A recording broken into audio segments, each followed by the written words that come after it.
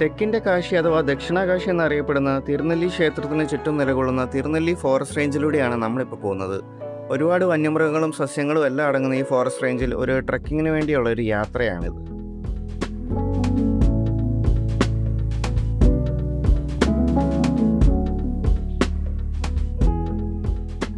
കേരളത്തിലെ വയനാട് ജില്ലയ്ക്കും കർണാടകയിലെ കുടക് അഥവാ കൂർഗിൻ്റെ ഇടയിലുള്ള അതിർത്തി മലനിരകൾ 1608 മീറ്റർ അഥവാ 5275 അടി ഉയരത്തിൽ നിലകൊള്ളുന്ന ഈ മലനിരകൾ വെസ്റ്റേൺ ഗാട്ട്സിൻ്റെ ഭാഗം കൂടിയാണ്. ശോലവനങ്ങളും പുൽമേടുകളും അടങ്ങുന്ന ഈ മലനിരകൾ ഇരിപ്പ് വാട്ടർഫോൾസ്, ലക്ഷ്മണ തീർത്ഥ നദി തുടങ്ങിയ കാട്ടരുവികളുടെ ഉത്ഭവസ്ഥാനം കൂടിയാണ്. ഐതിഹ്യങ്ങൾ പ്രകാരം സാക്ഷാൽ ബ്രഹ്മാവ് തന്നെ ഈ മലനിരകൾ കണ്ട് ആകൃഷ്ടനായി. ബ്രഹ്മാവിൻ്റെ പർവ്വതം അഥവാ ബ്രഹ്മഗിരി എന്നറിയപ്പെടുന്ന ഈ മലയിലേക്കാണ് ഇന്നത്തെ നമ്മുടെ യാത്ര.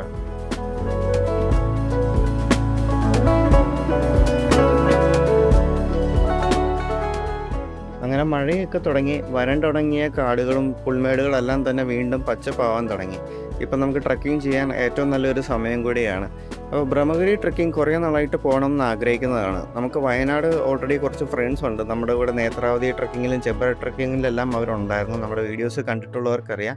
അപ്പോൾ എല്ലാവരുടെയും ഒരു ടൈം നോക്കിയാണ് ഈ ഒരു ട്രക്കിംഗ് പ്ലാൻ ചെയ്യുന്നത്. നമ്മൾ പൊതുവേ സോളോ ട്രിപ്പ് അല്ലെ റോമിബ്രോയുടെ കൂടെ അങ്ങനെ ചെറിയൊരു ക്രൗഡിലാണ് എപ്പോഴും യാത്ര ചെയ്യുന്നത്. പക്ഷേ ഈ ഒരു ട്രക്കിങ്ങിന് നമ്മൾ ഒരുപാട് പേരുണ്ട്. ഇതാണ് കുട്ടേട്ടൻ്റെ ഉണ്ണിയപ്പം കട. തിരുനെല്ലി ഏരിയയിൽ ഭയങ്കര ഫേമസ് ആയിട്ടൊരു കടയാണ്. ഇവിടെ നിന്നാണ് നമ്മൾ ബ്രേക്ക്ഫാസ്റ്റ് കഴിക്കുന്നത്. നല്ല ഇഡ്ഡലിയും ചമ്മന്തിയും എല്ലാം കഴിച്ചതിന് ശേഷമാണ് ഇവിടുന്ന് മടങ്ങി. ഈ വീഡിയോ ഇറങ്ങാൻ ഇത്രയും താമസിച്ചതിൻ്റെ കാരണം എന്ന് വെച്ചാൽ ഞാൻ എഡിറ്റ് ചെയ്ത് വരുമ്പോൾ ഈ ഇഡ്ഡലിയുടെയൊക്കെ ഫുട്ടേജ് കാണും, എനിക്ക് വിശക്കും, വീണ്ടും കഴിക്കാൻ പോകും, അങ്ങനെ എഡിറ്റിംഗ് ഡിലേ ആവും. അപ്പം ആ ഒരു കട ആലോചിക്കുമ്പോൾ തന്നെ ഇപ്പോഴും അതിൻ്റെ രുചി നാക്കിലുണ്ട് കേട്ടോ. ഇവിടുന്ന് കുറേ ഉണ്ണിയപ്പമൊക്കെ ഞങ്ങൾ മേടിച്ച് ബാഗിലിട്ടുകൊണ്ടാണ് പോയത്. സമയം ഏകദേശം രാവിലെ 7:15 7:30-8 മണി റേഞ്ചിലാണ് ട്രക്കിങ്ങിൻ്റെ ബുക്കിംഗ് സ്റ്റാർട്ട് ചെയ്യുന്നത്. ഇത് ഓൺലൈൻ ബുക്കിംഗ് ഇല്ല, നമ്മളവിടെ ഫോറസ്റ്റ് ഓഫീസിൽ നേരിട്ട് ചെന്നാണ് ട്രക്കിംഗ് ബുക്ക് ചെയ്യേണ്ടത്.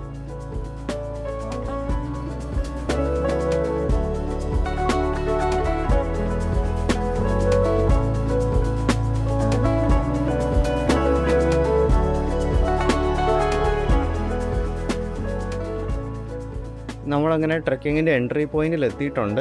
ലാസ്റ്റ് ഫുട്ടേജ് കണ്ട KSRTC ബസ് പത്തനംതിട്ടയിൽ നിന്ന് വരുന്നതാണ്. അങ്കമാലി, തൃശ്ശൂർ എല്ലാം കടന്നാണ് ആ ബസ് വരുന്നത്. വെളുപ്പിനെ 4:30 തിരുനെല്ലി എത്തേണ്ട ടൈം. പക്ഷേ ചുരത്തിലെ ബ്ലോക്കെല്ലാം കഴിഞ്ഞ് ഞങ്ങൾ പോയ ദിവസം രാവിലെ 7:30 ആ ബസ് തിരുനെല്ലി എത്തിയത്. അപ്പോൾ നിങ്ങൾക്ക് ബസ്സിനൊക്കെ വരുന്നവരാണെങ്കിൽ ആ ഒരു ബസ് നിങ്ങൾക്ക് വേണമെങ്കിൽ ഓപ്റ്റ് ചെയ്യാനാണ്. ഇവിടെ സമയത്തിന് തന്നെ എത്തും. അതല്ലെങ്കിൽ നിങ്ങൾക്ക് മാനന്തവാടി എത്തിയിട്ട് അവിടുന്ന് രാവിലെ തൊട്ട് ഓർഡിനറി ബസ്സുകളും തിരുനെല്ലിയിലോട്ട് അവൈലബിൾ ആണ്. വേറൊരു ഓപ്ഷൻ ഉള്ളത്, നിങ്ങൾക്ക് തലേന്ന് ഇവിടെ വന്ന് സ്റ്റേ ചെയ്യാം. ഈ ഒരു ഫോറസ്റ്റ് ഓഫീസിൽ ഡോർമെട്രി സൗകര്യമുണ്ട്. അപ്പോൾ അതിൻ്റെ ഡീറ്റെയിൽസ് ഞാൻ വീഡിയോയുടെ അവസാനം പറയാം. ഓൺലൈൻ ബുക്കിംഗ് ഇല്ലാത്തതുകൊണ്ട് തന്നെ രാവിലെ തന്നെ എല്ലാവരും ഇവിടെ ഒന്ന് വെയിറ്റ് ചെയ്യുന്നുണ്ടായി. 8:15 നമ്മുടെ കൗണ്ടർ ഓപ്പൺ ചെയ്ത് നമ്മൾ പാസ് എടുത്ത് പോവുകയാണ്. ഒരാൾക്ക് 700 രൂപയാണ് ട്രക്കിംഗ് ഫീ വരുന്നത്. ഒപ്പം ഗൈഡിൻ്റെ ചാർജ് 600 രൂപയും കൊടുക്കണം. നമ്മൾ സോളോ ആയിട്ടാണ് വരുന്നതെങ്കിൽ പോലും നമുക്ക് ഗൈഡിൻ്റെ ഫീ അടച്ച് ഈ ട്രക്കിംഗ് ചെയ്യാൻ പറ്റുന്നതാണ്. നമ്മൾ ഗ്രൂപ്പായിട്ടൊക്കെയാണ് വരുന്നതെങ്കിൽ ഈ ഗൈഡിൻ്റെ 600 രൂപ ഫീസ് നമുക്ക് ഷെയർ ചെയ്യാവുന്നതാണ്. അപ്പോൾ ആൾ കൂടുകയാണെങ്കിൽ നമുക്ക് പൈസ അത്രയും കുറഞ്ഞ് കിട്ടും. 9 പേരുടെ ഒരു ഗ്രൂപ്പിന് ഒരു ഗൈഡ് എന്നുള്ള രീതിക്കാണ് ഇവർ കൊണ്ടുപോകുന്നത്. അപ്പോൾ നിങ്ങൾ സോളോ ആയിട്ടാണ് വരുന്നതെങ്കിലും ഇവിടെ വന്നിട്ട് ഏതെങ്കിലും ഒരു ഗ്രൂപ്പിൻ്റെ കൂടെ ജോയിൻ ചെയ്താൽ മതിയാവും. അങ്ങനെ ആനപ്പിണ്ടമൊക്കെ കണ്ടിട്ടാണ് നമ്മുടെ യാത്ര സ്റ്റാർട്ട് ചെയ്യുന്നത്. ഇവർ ഒത്തിരി രാവിലെ തുടങ്ങാത്തതെന്ന് വെച്ചാൽ വൈൽഡ് ആനിമൽസിൻ്റെ പ്രസൻസ് നല്ലപോലെ ഉള്ള ഒരു ട്രക്കിംഗ് റൂട്ടാണിത്. അതുകൊണ്ടാണ് കുറച്ച് താമസിച്ച് ഈ ഒരു 8 മണി റേഞ്ചിലൊക്കെ കടത്തിവിടുന്നത്.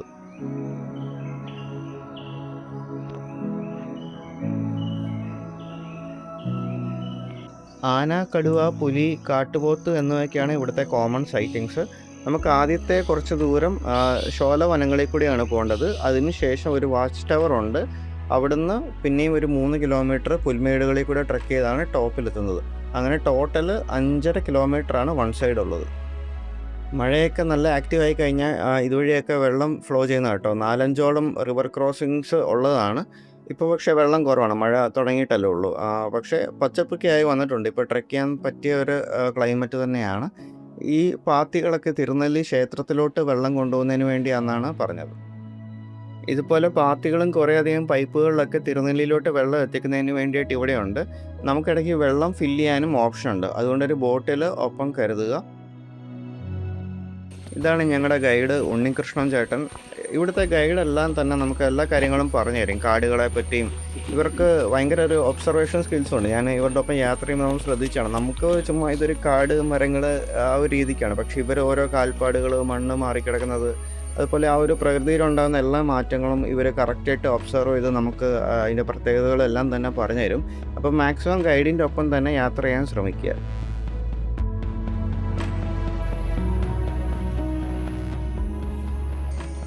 നമുക്ക് ഈ വഴിയൊക്കെ കാണുമ്പോൾ എളുപ്പമെന്ന് തോന്നുമെങ്കിൽ പോലും ഇവിടെ ചെറിയ ചെറിയ ഡീവിയേഷൻസ് ഉണ്ട്. നമുക്ക് വഴി തെറ്റാൻ ഭയങ്കര ചാൻസസ് ഉണ്ട്.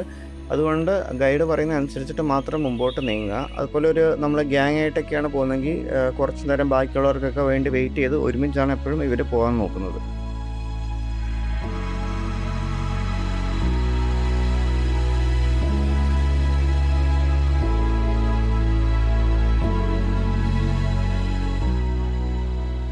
കടുവയുടെ മാർക്സാണ് നമ്മൾ ഈ മരത്തിൽ കാണുന്നത്. ഇത് ടെറിട്ടറി മാർക്ക് ചെയ്യാനും അതുപോലെ തന്നെ അതിൻ്റെ ക്ലോസ് ഷാർപ്പൺ ചെയ്യാൻ വേണ്ടിയൊക്കെ ഇങ്ങനെ മരത്തിൽ സ്ക്രാച്ച് ചെയ്യുന്നതാണ്. ആദ്യത്തെ ഒരു 2 കിലോമീറ്റർ അത്ര സ്റ്റീപ്പൊന്നുമല്ല, നമുക്ക് വളരെ ഈസി ആയിട്ട് കവർ ചെയ്യാൻ പറ്റുന്നതാണ്. ആ പുൽമേടുകൾ അടുക്കും തോറും ഈ ട്രക്കിംഗ് കുറച്ചുകൂടെ സ്റ്റീപ്പായി വരുന്നതായിട്ട് കാണാം. ഒരു ഈസി ടു മോഡറേറ്റ് ലെവലിലാണ് ഈ ഒരു ട്രക്ക് ഉള്ളത്. ബിഗിനേഴ്സ് ആയിട്ടുള്ളവർക്ക് ചെറിയൊരു എഫേർട്ട് എടുക്കേണ്ടി വരും, പക്ഷേ സ്ഥിരം ട്രക്കിംഗ് ചെയ്യുന്നവർക്ക് ഇതൊരു ഈസി ട്രക്കിംഗ് ആണ്. ഈ ഒരു ട്രക്കിംഗ് പകുതി ഡിസ്റ്റൻസ് കഴിയുമ്പോൾ, അതായത് നമ്മൾ പുൽമേടുകൾ എത്തുന്ന സമയത്ത് ഒരു വാച്ച് ടവറും അതുപോലെ തന്നെ ഒരു ക്യാമ്പ് ഷെഡും ഉണ്ട്. അപ്പോൾ എന്തെങ്കിലും ഹെൽത്ത് ഇഷ്യൂസ് ഒക്കെ ഉള്ളവർക്ക് അവിടെ റെസ്റ്റ് ചെയ്തിട്ട് തിരിച്ചിറങ്ങാവുന്നതാണ്. അല്ലാത്തവർക്ക് ട്രക്കിംഗ് കണ്ടിന്യൂ ചെയ്യാം. ഇപ്പോൾ വാച്ച് ടവറിൽ അറ്റ് എ ടൈം ഒരു 9 to 10 ആൾക്കാർക്ക് മാത്രമേ പ്രവേശനമുള്ളൂ. അപ്പം ഒത്തിരി പേരുണ്ടെങ്കിൽ നമ്മൾ വെയിറ്റ് ചെയ്ത് കയറേണ്ടി വരും. നമ്മൾ ആ വാച്ച് ടവറിൻ്റെ അവിടെ ഒരു 10 മിനിറ്റ് റെസ്റ്റ് ചെയ്തായിരുന്നു. നമ്മൾ ഗ്രൂപ്പായിട്ട് പോകുന്നതുകൊണ്ട്. അപ്പം നമ്മൾ ആ മേടിച്ച ഉണ്ണിയപ്പമൊക്കെ ഇവിടെ വെച്ച് കഴിച്ചായിരുന്നു. നമ്മൾ പ്ലാസ്റ്റിക് ഇവിടെ കയറ്റാൻ പാടില്ല. അതുപോലെ നമ്മൾ പേഴ്സണൽ ബോട്ടിൽസ് ഒക്കെ കൊണ്ടുവന്നുണ്ടെങ്കിൽ അവരത് കറക്റ്റ് നോട്ട് ചെയ്യും. വേറെ എക്സ്ട്രാ അനാവശ്യമായിട്ടുള്ള പ്ലാസ്റ്റിക്കുകളൊന്നും ഇങ്ങോട്ട് കൊണ്ടുവരാൻ പാടില്ല. വാച്ച് ടവറിൽ തിരിച്ചു വരുമ്പോൾ കയറാമെന്ന് വെച്ചിട്ട് ഞങ്ങൾ മുകളിലോട്ട് തന്നെ കണ്ടിന്യൂ ചെയ്തു. കാരണം ചെറിയ വെയിലായി വരുന്നുണ്ടായിരുന്നു.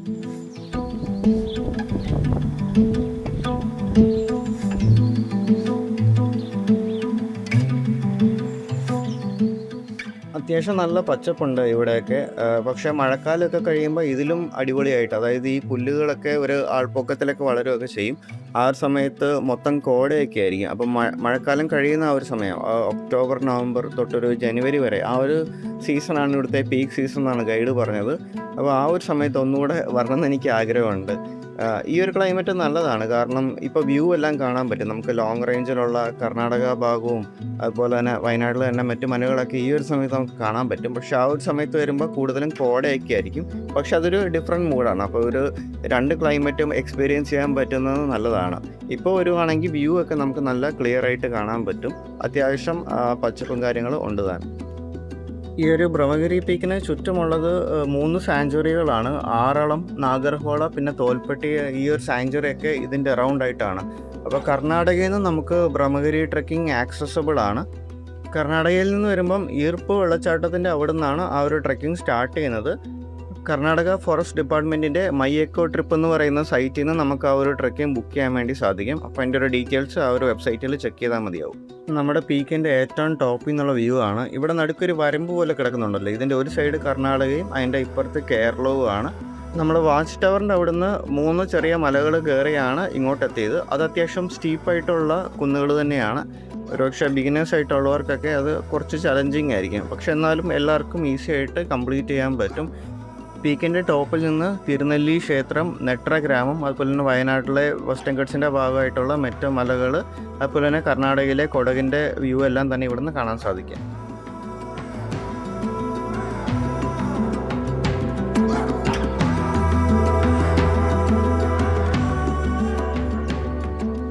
ഇതാണ് തിരുനെല്ലി ക്ഷേത്രവും തിരുനെല്ലി ടൗണൊക്കെ. ദൂരെയായിട്ട് നമുക്ക് നെട്ടറ ഗ്രാമം കാണാം. നെട്ടറയൊക്കെ ഇപ്പോൾ അത്യാവശ്യം ഫേമസ് ആയിട്ടൊരു സ്പോട്ടാണ്. അവിടെ കുറേ വണ്ടികളൊക്കെ കിടക്കുന്ന കാണാം. അവിടെ ഇങ്ങനെ ഒരു പാടങ്ങളും അവിടെ ഒരു ചെറിയ റിവറൊക്കെ ഉണ്ട്. ആ റിവറാണ് ആ ഒരു സ്ഥലത്തിൻ്റെ ഭംഗി. അപ്പോൾ അങ്ങോട്ടൊക്കെ ഒരുപാട് പേര് വരുന്നതാണ്. ആ റിവറിൻ്റെ ചെറിയ ഭാഗങ്ങളൊക്കെ നമുക്കിവിടെ ടോപ്പിൽ നിന്ന് കാണാൻ പറ്റുന്നുണ്ട്.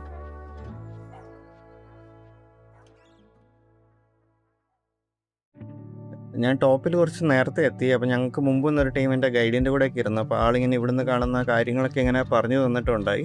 അങ്ങനെ ഇവിടെ കുറേ നേരം റെസ്റ്റൊക്കെ ചെയ്തു. നമ്മുടെ ഗ്രൂപ്പിൽ വന്ന എല്ലാവരുടെയും ഫോട്ടോയൊക്കെ എടുത്തു. അങ്ങനെ ഇവിടെ ഒരു ടോപ്പിലൊരു എനിക്ക് തോന്നുന്നൊരു 1 അവർ അടുത്ത് ഞാൻ സ്പെൻഡ് ചെയ്തിട്ടുണ്ട്. അതിനുശേഷം നമ്മൾ തിരിച്ച് ഇറങ്ങാൻ പോവുകയാണ്. അപ്പോൾ പോകുന്ന വഴി നമുക്ക് വാച്ച് ടവറിൽ കയറാൻ ബാക്കിയുണ്ട്. 360 ക്യാമറയുടെ വ്യൂ ആണ്. അപ്പോൾ കുറച്ച് സ്റ്റീപ്പായിട്ടും കുറച്ച് ഡേഞ്ചറസ് ആയിട്ടൊക്കെ നമുക്ക് തോന്നും. പക്ഷേ ഇത് എല്ലാവരും തന്നെ കയറുന്ന കേട്ടോ. ആ ഒരു വ്യൂ കാരണം കുറച്ച് ഭീകരത തോന്നുന്നതേ ഉള്ളൂ. ഈ വാച്ച് ടവറിൽ കയറിയിട്ട് വേണം എല്ലാവരും പോകാൻ വേണ്ടി.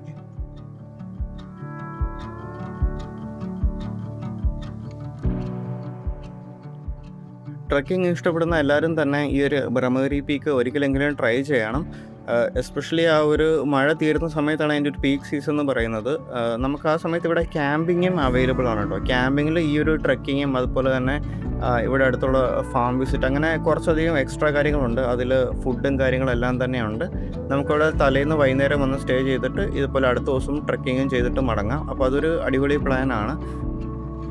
സ്കൂളിൽ നിന്നും കോളേജിൽ നിന്നെല്ലാം തന്നെ ഇങ്ങനെ ക്യാമ്പിങ് ചെയ്യാനൊക്കെ വരാറുണ്ട്. അതുപോലെ നമുക്കിപ്പോൾ ഒരു ഗ്രൂപ്പായിട്ട് നമ്മുടെ കമ്പനിയിൽ നിന്നോ അല്ലെങ്കിൽ നമ്മുടെ ഒരു ട്രക്കിംഗ് ടീമിനൊക്കെ നമുക്ക് അങ്ങനെ ഒരു ക്യാമ്പിങ് സെറ്റ് ചെയ്യാൻ പറ്റുന്നതാണ്. അതൊരു ബെസ്റ്റ് എക്സ്പീരിയൻസ് ആയിരിക്കും എന്നാണ് ഞാൻ കരുതുന്നത്. കാരണം ഇവിടുത്തെ ഗൈഡ് ചേട്ടനോട് സംസാരിച്ചപ്പോൾ ക്യാമ്പിങ്ങിൻ്റെ ഇങ്ങനെ കുറേ കഥകളൊക്കെ കേട്ടു. അപ്പോൾ തന്നെ ക്യാമ്പിങ്ങിന് വരുമ്പോൾ ഒരുപാട് പേരുണ്ട്. അപ്പം കുറച്ച് നമ്മൾ റെസ്പോൺസിബിളും കൂടി ആവണം. കാരണം ഒരാൾ വല്ലതും മിസ്സായി കഴിഞ്ഞാലൊക്കെ പ്രശ്നമാണ്. ഈ ഒരു ഗൈഡിൻ്റെയൊക്കെ ജോലിനെ തന്നെ അഫക്റ്റ് ചെയ്യുന്ന കാര്യങ്ങളാണ്. അപ്പം അങ്ങനെ ഗ്യാങ്ങൊക്കെ ആയിട്ട് വരുമ്പോൾ ഗൈഡ് പറയുന്നത് കേട്ട് മാത്രം നമ്മൾ ഓരോ കാര്യങ്ങൾ ചെയ്യുക. നമ്മളെപ്പോഴും ഒരു റെസ്പോൺസിബിൾ ട്രാവലർ ആയിരിക്കുക എന്ന് പറയുന്നത് ഇമ്പോർട്ടൻ്റ് ആണ്. അങ്ങനെ നമ്മൾ ടവറിൻ്റെ ഏകദേശം ടോപ്പിലെത്തി കേട്ടോ. ഇവിടുന്ന് കൂടുതലും നമ്മുടെ വയനാട് ഏരിയയിലെ കാഴ്ചകളാണ് ടവറിൽ നിന്ന് കൂടുതലും കാണാൻ കിട്ടുക. നമ്മൾ ടോപ്പിൽ നിന്ന് കണ്ട കാഴ്ചകളൊക്കെ തന്നെയാണ്. പക്ഷേ ഇതിൻ്റെ മുകളിൽ കയറി നിൽക്കുമ്പം കിട്ടുന്ന ഒരു എക്സ്പീരിയൻസ് നല്ല രസമാണ്.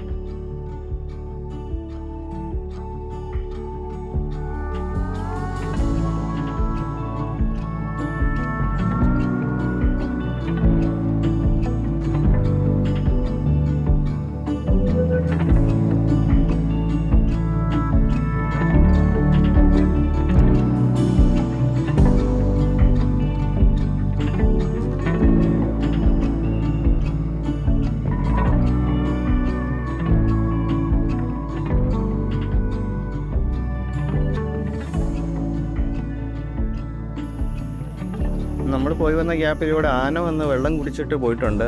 ആനയുടെ കാലിൻ്റെ മാർക്സ് ഇവിടെ ഗൈഡ് കാണിച്ചു തന്നിട്ടുണ്ട്. അതുപോലെ തന്നെ ഒരു കടുവ പാസ് ചെയ്ത് പോയതിൻ്റെയും ഒരു ലക്ഷണം ഇങ്ങനെ കാണിച്ചു തന്നിരുന്നു. അപ്പോൾ നമ്മൾ ട്രക്കിംഗ് എല്ലാം കഴിഞ്ഞ് ഉച്ച കഴിഞ്ഞ് തിരിച്ചെത്തി. നമ്മൾ സ്ലോ ആയിട്ടാണ് കയറിയതും ഇറങ്ങിയതൊക്കെ. ഗ്രൂപ്പ് ട്രക്കിംഗ് ആയതുകൊണ്ട് തന്നെ നമ്മൾ ഒറ്റയ്ക്ക് പോകുന്നുള്ള പോലെ ചുമ്മാ ഓടിപ്പിടിച്ച് പോയിട്ട് വരുമല്ല. അപ്പം മാക്സിമം സമയമെടുത്ത് എൻജോയ് ചെയ്ത് തന്നെ ഈ ഒരു ട്രക്കിംഗ് ചെയ്യുക. ഇവിടെ താഴെ ഡോർമെട്രി ഒക്കെ ഉണ്ടെന്ന് ഞാൻ പറഞ്ഞു. അപ്പം ഡോർമെട്രിയുടെ ചാർജസ് ഒക്കെ അടങ്ങിയ ആ ഒരു ഫോട്ടോ ഞാൻ കാണിച്ചു തരാം. നിങ്ങളത് സ്ക്രീൻഷോട്ട് എടുത്ത് വെക്കുക.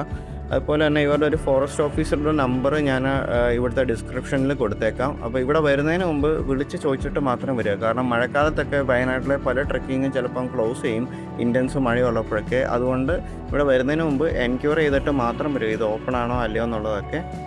നിങ്ങളെന്തായാലും പോകുമ്പോൾ തിരുനെല്ലിയും കൂടെ മാക്സിമം എക്സ്പ്ലോർ ചെയ്യുന്ന രീതിക്ക് പ്ലാൻ ചെയ്ത് പോവുക. മൺസൂണിൽ എല്ലാവരും തന്നെ ട്രക്കിംഗ് ചെയ്യാൻ ഒരുപാട് ആഗ്രഹിക്കുന്നതാണ്. പ്രത്യേകിച്ച് വാട്ടർഫോൾസൊക്കെ പോകുമ്പോൾ നമ്മൾ ഒരുപാട് സേഫ്റ്റിക്ക് ഇമ്പോർട്ടൻസ് കൊടുക്കേണ്ടതായിട്ടുണ്ട്. അപ്പം മഹാരാഷ്ട്രയും കർണാടകയും എല്ലാം തന്നെ ഇപ്പം ഏറ്റവും അതിൻ്റെ ഒരു പ്രൈം ഒരു ടൈമിലോട്ട് മാറുകയാണ്. അപ്പോൾ അവിടെയൊക്കെ ഈ ഒരു മഴക്കാലത്ത് പോയി എക്സ്പ്ലോർ ചെയ്യാൻ ശ്രമിക്കുക. നമ്മുടെ ചാനലിലും മഹാരാഷ്ട്രയിലേക്ക് കുറേയധികം വീഡിയോസ് ചെയ്തിട്ടുണ്ട്. അതൊക്കെ ഒന്ന് ചെക്കൗട്ട് ചെയ്യാവുന്നതാണ്. അതുപോലെ എന്തെങ്കിലും ഡൗട്ട്സ് ഉണ്ടെങ്കിൽ ഇൻസ്റ്റയിൽ എനിക്ക് DM ചെയ്താൽ മതിയാവും. ലിങ്ക് ഡിസ്ക്രിപ്ഷനിൽ കൊടുത്തേക്കാം. അപ്പോൾ മറ്റൊരു യാത്രയുടെ വിശേഷങ്ങളായിട്ട് നമുക്ക് വീണ്ടും കാണാം. Thank you for watching.